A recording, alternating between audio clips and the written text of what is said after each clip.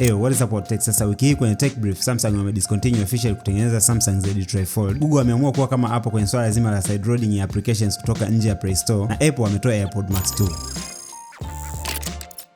Kwenye tech updates, Google ameamua kuwa kama Apple kwenye swala zima la side loading ya application, kwa maana ya installation ya applications ambazo zinapatikana nje ya Play Store. Yes, kama unatumia applications kama Vidmate, YouTube Plus au Spotify Plus ambazo kuzidownload lazima uzipate nje ya Play Store, Google ameamua kufanya uwezekano wewe kuzitumia hizi application kuwa mgumu sana kwa kuhakikisha kwamba process ya installation ya hizi applications ni ngumu to the maximum. By now you should be knowing kwamba mwezi wa kwanza mwaka huu walitoa warning ya kwamba with future updates watablock applications ambazo zinatengenezwa na developers ambao hawatambuliki. Lakini kwa sasa hata kama developer anatambulika, I bet hautaweza kuvumilia usumbufu wa process walizoziweka ili uweze kupata hizo applications. Na process yenyewe iko hivi. Step ya kwanza, utatakiwa kuthibitisha kuwa hauinstall hii application kwa kuelekezwa na mtu yoyote. Hapa utachagua hii option ya no one is instructing me. Step ya pili, utatakiwa kurestart simu yako. Yes, lengo la hii process ni kukukatia network na kukutoa online, ili kama ulikuwa unapokea maelekezo ya namna ya kuinstall hizi application either kwa simu au online, basi haupokee hayo maelekezo. Na step ya tatu ni kusubiri masaa 24 ili wao waruhusu. Kwa hiyo utatakiwa kurudi kuthibitisha baada ya masaa 24. Na kwenye step ya 4 baada ya hayo masaa 24 utapata hii option ambayo ndio inakuruhusu kufanya installation sasa. Na hii process yote ni kwa ajili ya side loading na installation ya applications ambazo ziko nje ya Play Store ambazo developers wake wanatambulika. Sasa kama application unataka wewe developer wake hatambuliki, sahau kabisa kuhusu kuipata hiyo applications kwenye hizi updates zinazokuja. Yes, kuna wale ndugu zangu ambao walikuwa wanatumia applications za bure ambazo zinapatikana kwa side loading, kwa maana ya kuzidownload nje ya Play Store, alafu wanaitumia kama reason ya kutumia Android na sio iOS. Kama na wewe ni mmoja wao, tafuta reason nyingine.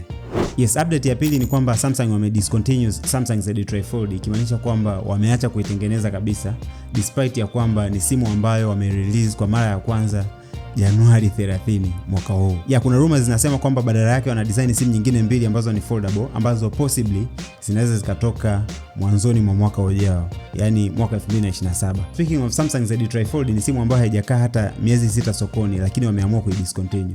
Wameulizwa sababu, lakini hawajaweka wazi sababu mpaka sasa hivi, na watu wengi wana speculate, pengine wanasema ni issue ya mauzo, ukizingatia kwamba hii ni moja kati ya simu ambazo zilikuwa zinauzwa kwa bei kali sana. Lakini pia sababu nyingine inayofikiriwa ni range ya product ambazo wanazo. Ukiangalia wana tablet ya Samsung S11 ambayo ni ya inchi 11, lakini vile vile hii Samsung Z Tray Fold ukiunfold inakuwa na size ya inchi 10, ambayo size ni almost sawa na hii tablet. Kwa hiyo ni kama walikuwa wanazishindanisha product zao zote mbili sokoni, kwa maana ya Samsung Z Tray Fold na hii Samsung Tab S11.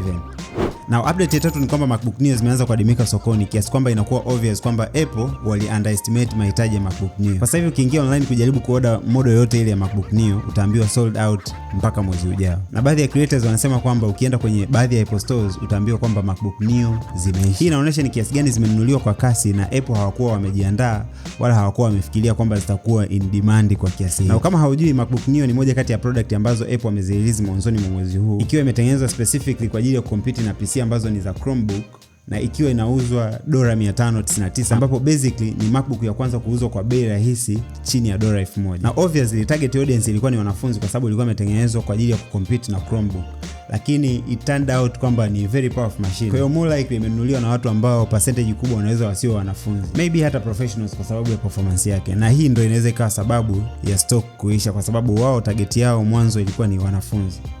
Kwenye release radar, Apple wameannounce AirPods Max 2. Na original AirPods Max zilitolewa mwaka 2020, lakini tangia hapo hawakutoa tena AirPods Max mpaka mwaka jana, ambapo walitoa refresh ya hizo AirPods Max 1 ambazo zilikuwa na Type-C port na rank tofauti, lakini hazikuwa na major hardware change nyingine yoyote hizi. Sasa baada ya miaka 6 ya kutoa AirPods Max 1, sasa hivi ndo wameannounce AirPods Max 2. Na hizi AirPods Max 2 zitakuwa na chip ya H2 ambayo basically ndo ilikuwa kwenye AirPods Pro za tangia mwaka 2022, ambayo kimsingi ilikuwa na features advanced na ilikuwa na performance nzuri ukilinganisha na AirPods Max 1. Na improvement zilizopo kwenye hii AirPods Max 2 kwa sababu ya hii H2 chip ni active noise cancellation imeongezeka, ni almost mara 1.5 ukilinganisha na AirPods Max 1. Lakini vile vile imepata features nyingine kama adaptive audio, conversational awareness, voice isolation na live translation.